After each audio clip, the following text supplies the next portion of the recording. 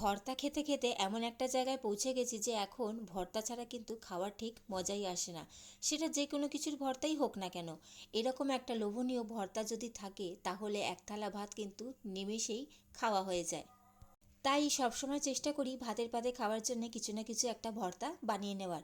ঠিক যেমনটা আজ বানিয়ে নিয়েছিলাম বাঁধাকপির ভর্তা। আর তোমরাও যদি হও আমার মতন ভর্তা প্রেমী তাহলে আজকের এই রেসিপিটা কিন্তু একদম মিস করো না। চলো তাহলে কথা না বাড়িয়ে শুরু করা যাক আজকের রেসিপি, বাঁধাকপির ভর্তা। সবার প্রথমেই দেখো আমি বাঁধাকপিগুলো ঝিরিঝিরি করে কেটে নিয়েছি, আর সবার প্রথমে আমি এটা একটু সেদ্ধ করে নেব।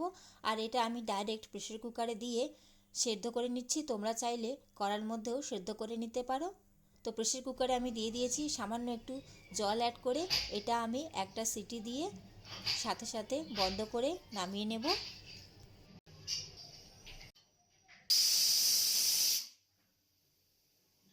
দেখো একটা সিটি দিয়ে আমি নামিয়ে নিয়েছি।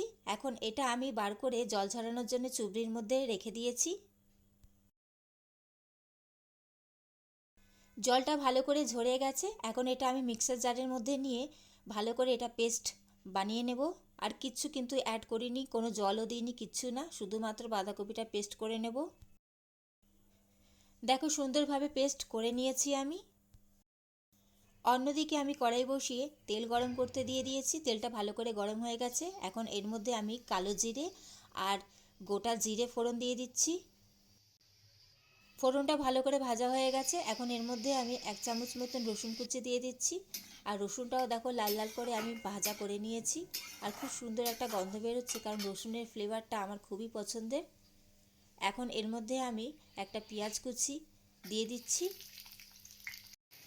পেঁয়াজটা আমি অর্ধেক ভাজা করে নেব।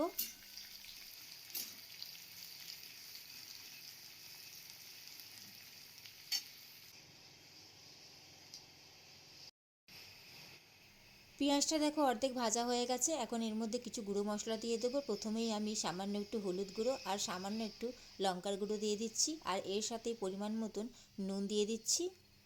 এখন মশলার সাথে পেঁয়াজটা ভালো করে একটু 1 মিনিট কষিয়ে নেব।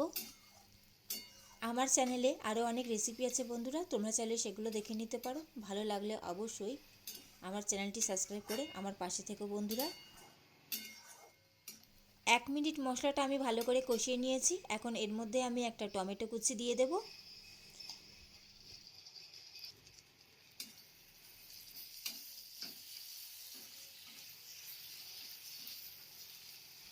এখন আমি 1 মিনিট ঢাকা দিয়ে এটা একটু কষিয়ে নেব, এতে টমেটোটা সুন্দরভাবে গলে যাবে।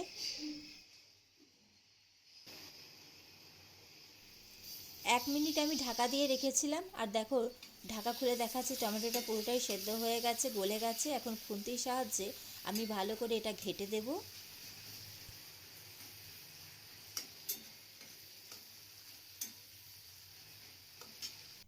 মশলা দেখো ভালো করে কষানো হয়ে গেছে, টমেটোটা খুব সুন্দরভাবে গলে গেছে।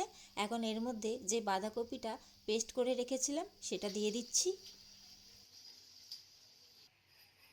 বাঁধাকপিটা বাটার সময় কিন্তু আমি কোনো রকম জল অ্যাড করিনি, কিন্তু দেখে মনে হচ্ছে অনেকটাই পরিমাণে জল রয়েছে, কারণ বাঁধাকপি থেকে অনেকটাই জল বেরিয়েছে। তো এইভাবে নাড়াচাড়া দিতে দিতে ভালো করে কষিয়ে নিতে হবে, তাহলেই কিন্তু ভর্তা তৈরি হয়ে যাবে। বাঁধাকপির মধ্যে যে এক্সট্রা জলটা রয়েছে এটা কিন্তু পুরো নাড়াচাড়া দিতে দিতে পুরোটাই শুকিয়ে নিতে হবে। যখন এটা শুকিয়ে গিয়ে কড়া থেকে উঠে আসবে তখনই কিন্তু ভর্তা একদম রেডি হয়ে যাবে। তোমরা যারা ঝাল খেতে ভালোবাসো তারা অবশ্যই ঝালটা কিন্তু এর মধ্যে বেশি করে দেবে, তাহলে কিন্তু খুবই সুন্দর লাগবে। কারণ ভর্তাতে একটু ঝাল না হলে কিন্তু খুব একটা ভালো লাগে না।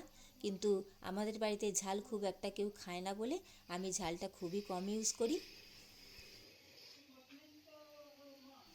দেখতেই পাচ্ছ ভর্তাটা পুরোটাই একদম শুকিয়ে গেছে। আর এখন নামানোর আগে আমি ওপর থেকে একটু ধনেপাতা কুচি আর একটু কাঁচা সর্ষের তেল ছড়িয়ে দেব। ভালো করে 1 মিনিট আরও নাড়াচাড়া করে নিলেই কিন্তু বাঁধাকপির ভর্তা তৈরি হয়ে যাবে। তোমরা যারা বাঁধাকপির ভর্তা খেয়েছো তারা জানো এর স্বাদ কতটা সুন্দর হয়। আর যারা খাওনি তারা অবশ্যই এই রেসিপিটা একবার ট্রাই করে দেখো। সত্যি অসম্ভব সুন্দর লাগে, গরম ভাতে জাস্ট একদম পুরো জমে যায়। যতক্ষণ না সমস্ত জলটা শুকিয়ে যাবে ততক্ষণ কিন্তু এইভাবে কন্টিনিউ নাড়াচাড়া দিতে হবে, না হলে কিন্তু কড়ার নিচে লেগে যেতে পারে। ফাইনালি দেখো ভর্তা একদম রেডি হয়ে গেছে। কেমন লাগলো তোমাদের আজকের এই রেসিপি অবশ্যই সেটা কমেন্ট করে জানাবে। ভালো লাগলে অবশ্যই লাইক কমেন্ট শেয়ার করে দিও এবং অবশ্যই এরকম নিত্য নতুন রেসিপি পাওয়ার জন্য আমার চ্যানেলটি সাবস্ক্রাইব করে আমার পাশে থেকো বন্ধুরা। ফাইনালি ডান। চলো তাহলে আজকের মতন আসি, দেখা হচ্ছে আবার পরবর্তী দিনে। চলো টাটা।